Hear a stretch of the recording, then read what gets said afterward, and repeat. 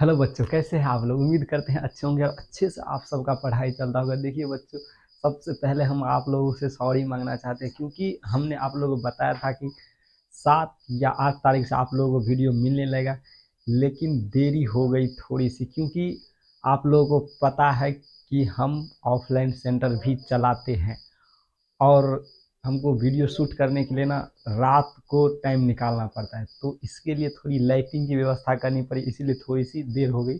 और आप लोगों के लिए एक सेपरेट स्टूडियो बना दिए हैं ताकि हमको कहीं भी दिक्कत नहीं होगा आप लोगों के लिए कुछ भी बनाने के लिए, यानी चाहे वो वीडियो हो चाहे किसी भी प्रकार की प्रॉब्लम अब नहीं आएगी क्योंकि आप लोगों के लिए भी अब सेपरेट कर दिए हैं कि आप लोगों को रोज़ अब वीडियो मिलने वाला है।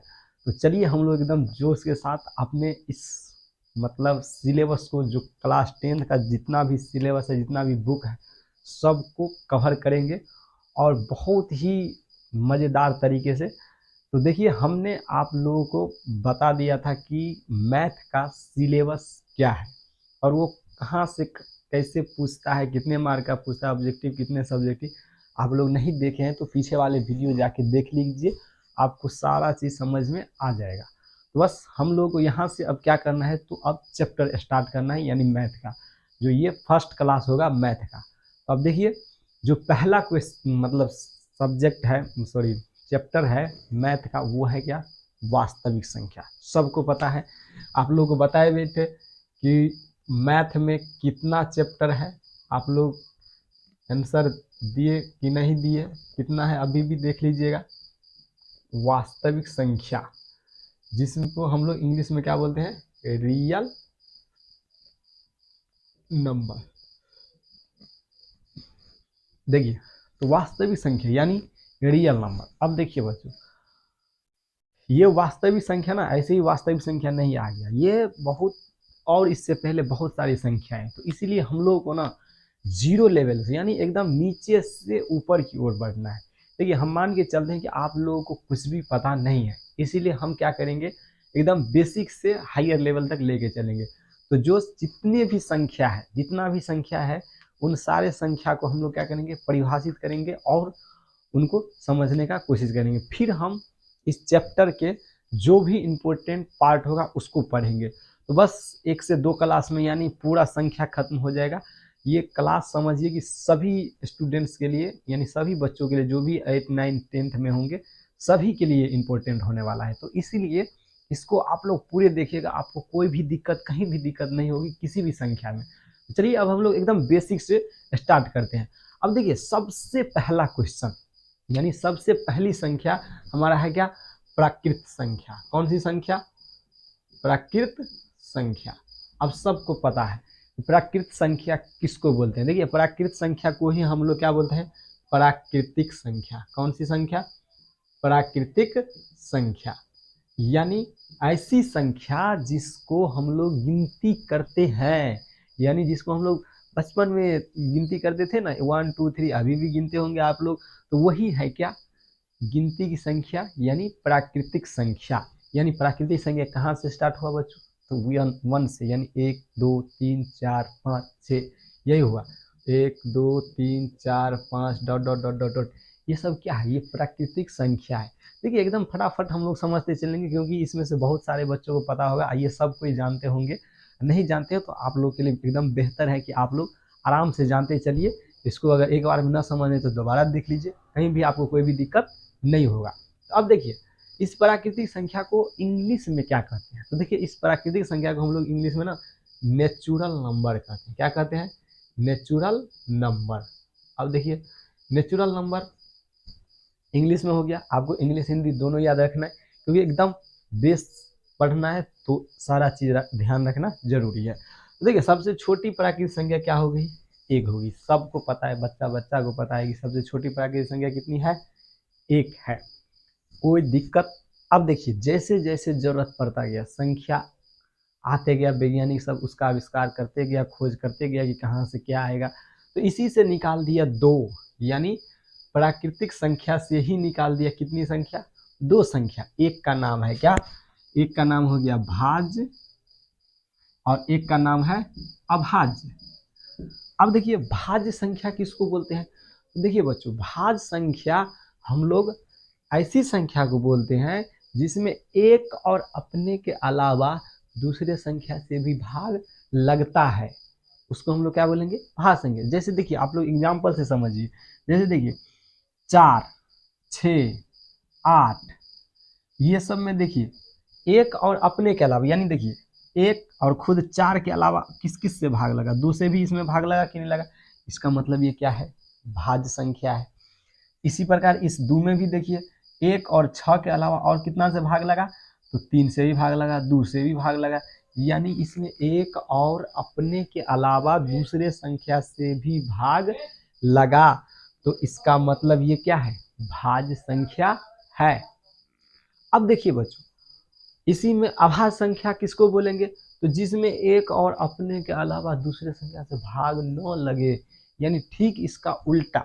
देखिए जैसे 2, 3, 5, 7 डॉट डॉट डॉट। अब इस 2 की बात करेंगे तो 2 में देख रहे हैं कि एक और 2 के अलावा किसी और संख्या से भाग ही नहीं लग रहा है, तो इसका मतलब ये क्या है, अभाज्य है। 3 में देखेंगे तो इसमें भी वही बात देख रहे हैं कि एक और 3 के अलावा किसी और संख्या जिसमें भाग ही नहीं लग रहा है, इसका मतलब ये क्या है, ये सब हो गया अभाज्य।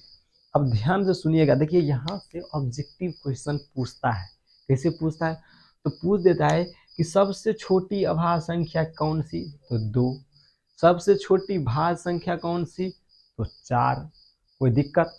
अब देखिए इसमें अब आपके मन में एक क्वेश्चन आता होगा, तो फिर एक क्या है, एक क्या है। तो देखिए बच्चों, एक को हम लोग समझते हैं।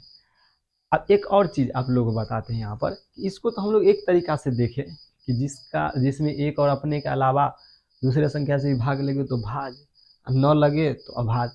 लेकिन दूसरा तरीका भी है इसको समझने कि जिसका केवल 2 ही गुणनखंड हो। कितना गुणनखंड, 2 ही गुणनखंड। जैसे देखिए इस 2 का 1 और 2 मात्र 2 गुणनखंड है, तो इसका मतलब ये अभाज्य है। इस 3 का देखिए केवल 2 गुणनखंड है, 1 और 3, इसका मतलब ये अभाज्य है। 5 में देखिए 1 और 5, इसका केवल 2 गुणनखंड है, यानी इसका मतलब अभाज्य। यानी जिसका केवल 2 गुणनखंड होगा वो होगा अभाज्य संख्या, और जिसका 2 से अधिक गुणनखंड वो हो गया भाज्य संख्या। जैसे देखिए 1, 4, 2, 4 का कितना गुणनखंड, 3 गुणनखंड, 6 का 4 गुणनखंड, यानी क्या हो गया, 2 से अधिक, तो ये हो गया कितना, क्या, भाज्य संख्या। अब देखिए यही लॉजिक हम यहाँ पर लगाएंगे। अब एक को देखिए, एक को हम गुना के रूप में लिख सकते हैं, 1 गुने 1। यहाँ पर देख रहे हैं 1 का 2 ही गुणनखंड, इसका मतलब ये एक अब क्या, अभी क्या होना चाहिए, अभी तो होना चाहिए अभाज्य, होना चाहिए कि नहीं होना चाहिए, इस लॉजिक से। लेकिन हम एक को तो 1 गुने 1 गुने 1 भी लिख सकते हैं, तो इसके अनुसार अब 2 से तो अधिक गुणनखंड हो गया, तो इसका मतलब एक यहाँ पर क्या हो गया, भाज्य हो गया। यानी एक कभी अभाज्य आ रहा है तो एक कभी भाज्य आ रहा है, तो इसका मतलब एक न तो भाज्य है और न ही क्या है, अभाज्य। समझ गए, इसमें कोई दिक्कत, यानी एक न तो भाज्य है और एक न ही अभाज्य है, कोई भी दिक्कत। देखिए अगर हम कोशिश करते हैं कि आप लोगों को हर एक चीज़ समझ में आ जाए, लेकिन फिर भी आप लोगों को कोई दिक्कत आए कमेंट के जरिए ज़रूर पूछिएगा कहाँ पर आप लोगों को दिक्कत हुआ, हम इसको फिर से बताने की कोशिश करेंगे। अब देखिए, अब इस तरीके से हम लोग भाज्य अभाज्य समझ गए, लेकिन और भी संख्या, बहुत सारे संख्या, पूर्ण संख्या, परिमेय संख्या, बहुत सारा संख्या पढ़ना है हम लोग को। तो अब थोड़ा समझते हैं हम लोग कि पूर्ण संख्या किसको कहते हैं। तो ध्यान से समझिएगा कि पूर्ण संख्या किसको बोलते हैं। देखिए ये जो हमारा प्राकृतिक संख्या है ना, इसी में जब किसको मिला दिया गया, जीरो को मिला दिया गया। किसको मिला दिया गया, जीरो को। अब ध्यान से इसको समझिएगा, पूर्ण संख्या यानी होल नंबर, इंग्लिश में क्या बोलते हैं इसको, होल नंबर। पूर्ण संख्या यानी इंग्लिश में क्या बोलते हैं इसको, होल नंबर। अब ध्यान से सुनिएगा इसको। देखिए प्राकृतिक संख्या में ना जब जीरो को मिला दिया गया, किसको मिला दिया गया, जीरो को, यानी इससे पहले अब क्या आ गया, जीरो। तो अब देखिए अब ये बन गया पूर्ण संख्या, यानी इसको अगर हम परिभाषित करेंगे तो कैसे करेंगे कि जीरो और प्राकृतिक संख्याओं के समूह को हम लोग क्या बोलेंगे, पूर्ण संख्या यानी होल नंबर। किसी को कोई दिक्कत? जीरो और प्राकृतिक संख्याओं के समूह को क्या बोलेंगे? होल नंबर यानी पूर्ण संख्या। कोई दिक्कत? अब देखिए यहाँ पर एक चीज आता है, जीरो का जो आविष्कारक है कौन है, तो ध्यान से सुनिएगा। जीरो का आविष्कारक कौन है? आर्यभट्ट। कौन है? आर्यभट्ट। ये महान वैज्ञानिक था जो हमारे बिहार का ही रहने वाला था, वो पटना जिले का है। तो आर्यभट्ट ने किसका आविष्कार किया था? जीरो का आविष्कार किया था। इसको ध्यान रखिएगा, ऑब्जेक्टिव में कहीं भी आ जाए तो मार देना है, कोई दिक्कत? अब देखिए तो हम लोग पूर्ण संख्या समझ गए। अब देखिए पूर्ण संख्या और प्राकृतिक संख्या में कुछ अंतर है। कैसे? तो हम लोग को पता है कि पूर्ण संख्या जीरो से स्टार्ट हो रहा है, जबकि प्राकृतिक संख्या कहाँ से स्टार्ट हो रहा है? एक से स्टार्ट हो रहा है। तो ध्यान रखिएगा, सबसे छोटी प्राकृतिक संख्या एक, जबकि सबसे छोटी पूर्ण संख्या जीरो, क्योंकि ये जीरो से स्टार्ट हुआ और प्राकृतिक संख्या एक से स्टार्ट हुआ। कोई दिक्कत? अब देखिए ध्यान से एक और बात को समझिए। देखिए पूर्ण संख्या को भी हम लोग दो भागों में बांटते हैं। कितने भागों में बांटते हैं? दो भागों में। अब जैसे जैसे जरूरत पड़ता गया ना, वैसे वैसे इसको क्या किया गया? बांटते गया। अब दो भागों में कौन सा भाग है? एक है सम संख्या, एक है विषम संख्या। कोई दिक्कत? अब देखिए सम संख्या मतलब इवन नंबर, यानी इंग्लिश में इवन बोलते हैं, विषम संख्या को ऑड नंबर। अब ध्यान से सुनिएगा कि सम संख्या किसको बोलते हैं। तो देखिए सम संख्या यानी जिसमें दो से भाग लग जाए। कितना से भाग लग जाए? दो से भाग लग जाए। जैसे देखिए 2, 4, 6, 8, 10 डॉट डॉट डॉट, इस सारे संख्या में हम देखेंगे कि दो से भाग लग रहा है। इसका मतलब ये कौन सी संख्या है? सम संख्या है। जिस संख्या में दो से भाग लग जाए उसे सम संख्या, और जिसमें दो से भाग न लगे, जिसमें दो से भाग न लगे वो क्या हो जाएगा? विषम संख्या। जैसे देखिए 1, 3, 5, 7, 9 डॉट डॉट डॉट, इस सारे संख्या में दो से भाग नहीं लगेगा। इसका मतलब सम संख्या और विषम संख्या में क्या अंतर है कि सम संख्या में दो से भाग लगेगा और विषम संख्या में दो से भाग नहीं लगेगा। कोई दिक्कत? अब देखिए यहाँ पर अगर क्वेश्चन पूछेगा तो कैसे पूछेगा? कहेगा सबसे छोटी सम संख्या तो 2, सबसे छोटी विषम संख्या तो 1। कोई दिक्कत? अब देखिए हम आप लोगों को थोड़ा पीछे ले चलते हैं, यानी अभाज्य संख्या में ऐसे पूछेगा आपसे क्वेश्चन कि कौन ऐसी अभाज्य संख्या है जो सम होते हुए भी अभाज्य है। क्या है? सम होते हुए भी अभाज्य, यानी ऐसी संख्या का नाम बताइए जो सम के साथ साथ अभाज्य भी है। तो बच्चों अभी अभी हम आप लोगों को कुछ देर पहले बताए थे कि सबसे छोटी अभाज्य संख्या कितना? 2। हम 2 को देख रहे हैं कि ये सम भी है। क्या है? सम भी है, साथ में ये क्या है? अभाज्य भी है। अभाज्य क्यों है? क्योंकि इसका केवल 2 ही गुणनखंड है, यानी इसमें एक और अपने के अलावा दूसरे संख्या से भाग नहीं लगेगा। तो इसका मतलब 2 क्या है? सम के साथ साथ अभाज्य, यानी सम अभाज्य संख्या। कोई दिक्कत? देखिए ये ऑब्जेक्टिव में पूछते रहता है, इसलिए इसको ध्यान पर रखिएगा। कोई दिक्कत आप लोगों को? देखिए तो अब हम लोग आगे की ओर बढ़ते हैं। अब देखिए आप लोगों के मन में एक क्वेश्चन आता है कि सर जी अभी अभी आपने बताया कि पूर्ण संख्या तो 0 से स्टार्ट होता है, तो फिर विषम संख्या 1 से यहाँ पर है, सम संख्या देख रहे हैं कि 2 से, फिर 0 को कहाँ आप गायब कर दिए? यानी 0 कहाँ गायब हो गया? तो फिर ये सही क्वेश्चन है आप लोगों का। तो अब देखिए 0 कहाँ गया? 0 कहीं नहीं गया है, 0 को हम लिखे नहीं। अब ध्यान से देखिएगा, ये जो 0 है कौन सी संख्या? 0।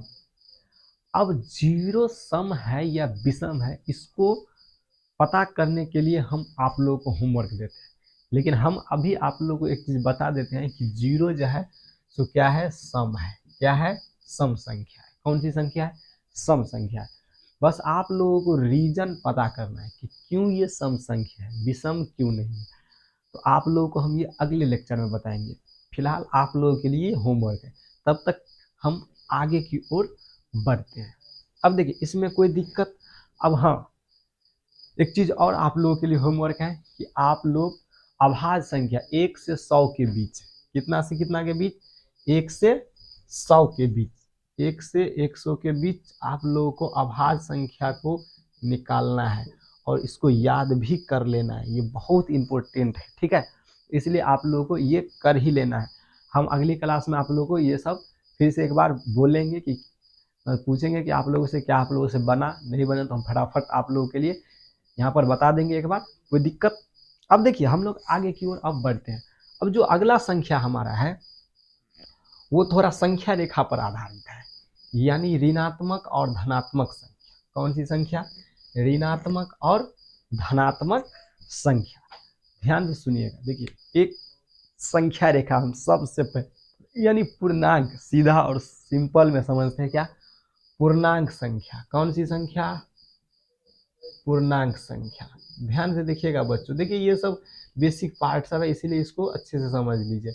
इंटीजर, पूर्णांक संख्या को क्या बोलते हैं? Integer number. अब ध्यान से सुनिएगा, इंटीजर नंबर किसको बोलते हैं? तो देखिए जितना भी धनात्मक पूर्णांक, ऋणात्मक पूर्णांक, साथ में जीरो, सबको जब हम मिला देते हैं तो बन जाता है क्या? वो पूर्णांक। जैसे देखिए अगर हम डॉट डॉट डॉट, देखिए उल्टा में ले रहे हैं इसीलिए, -5, -4, -3, -2, -1, 0, 1, 2, 3 डॉट डॉट डॉट डॉट, ये क्या है? ये पूर्णांक संख्या है। देखिए इसमें माइनस वाला भी है, प्लस वाला भी है और जीरो भी है। तो अब ध्यान से देखिए एक संख्या रेखा हम बनाते हैं यहाँ पर, ठीक है। इसके बीच में क्या डाल दिए? जीरो। इधर हो गया माइनस वाला टुकड़ी, इधर हो गया प्लस वाला। अब देखिए इधर -1, -2, -3, -4 और जाएगा अनंत तक, इधर भी जाएगा, इधर +1, +2, +3, +4 और भी जाएगा, ये भी अनंत तक जाएगा। अब देखिए इसी में 3 संख्या और आएगा। कौन कौन सी संख्या? धनात्मक संख्या, ऋणात्मक संख्या, सॉरी धनात्मक पूर्णांक, ऋणात्मक पूर्णांक और शून्य पूर्णांक। तो देखिए धनात्मक पूर्णांक किसको बोलेंगे? तो जितना भी प्लस वाला है सब का सब क्या है? धनात्मक पूर्णांक है। क्या है? धनात्मक पूर्णांक। यानी +1, +2, +3, +4, +5 डॉट डॉट डॉट क्या बोलेंगे? धनात्मक पूर्णांक बोलेंगे। कोई दिक्कत? लेकिन जितना भी ऋणात्मक वाला है, कौन सा? ऋणात्मक वाला, इसको हम लोग क्या बोलेंगे? ऋणात्मक पूर्णांक। क्या बोलेंगे? ऋणात्मक पूर्णांक। किसी को कोई दिक्कत? अब देखिए तो ऋणात्मक पूर्णांक समझ गए, धनात्मक पूर्णांक समझ गए, तो फिर जीरो कौन सा पूर्णांक है? तो जीरो को हम लोग बोलेंगे शून्य पूर्णांक। कौन सी पूर्णांक? शून्य पूर्णांक। अब देखिए शून्य पर न तो धनावेश धन रहता है न तो ऋण रहता है, इसीलिए इसको हम लोग उदासीन भी कहते हैं या शून्य पूर्णांक भी हम लोग कहते हैं। अब देखिए इसमें थोड़ा कन्फ्यूजन होगा। कहाँ पर कन्फ्यूजन होगा? तो देखिए आप लोग एक बात ध्यान में रखिएगा, माइनस वाला यानी निगेटिव वाला जितना बढ़ता है वो उतना छोटा होते जाता है। निगेटिव वाला जितना बढ़ता है वो उतना ही छोटा होते जाता है। यानी अगर पूछेगा कि -1 बड़ा कि -4 बड़ा, तो हमने अभी अभी आप लोगों को बताया कि ये जितना बढ़ेगा वो उतना छोटा होगा। यानी -1 क्या है? बड़ा है और -4 क्या हो गया? छोटा हो गया। कोई दिक्कत? लेकिन धनावेश में सही होता है, धनावेश में जितना बढ़ता है वो उतना बड़ा और जो छोटा है वो उतना छोटा। कोई दिक्कत? तो देखिए धनात्मक पूर्णांक, ऋणात्मक पूर्णांक और शून्य पूर्णांक, कोई भी दिक्कत आप लोगों को? अब देखिए अगले पार्ट हम लोग अगले क्लास में देखेंगे। अगर आप लोग को यहाँ तक कोई भी दिक्कत नहीं है तो आप लोग जरूर कमेंट में बताइएगा कि हमको कोई भी दिक्कत नहीं है, आगे बताइए। तो फिर हम अगले वीडियो में आप लोग इससे आगे जितनी भी संख्या है सभी को बारी बारी से देखेंगे और जितना भी उसके अंदर ऑब्जेक्टिव आने वाला होगा सबको बताएंगे। देखिए आप लोग लिखने का टेंशन नहीं लीजिएगा, क्योंकि हम आप लोगों के लिए PDF की भी व्यवस्था करवाएंगे ताकि आपको पढ़ने और इसको याद करने में कोई भी दिक्कत ना हो। अब मिलते हैं हम लोग नेक्स्ट क्लास में, तब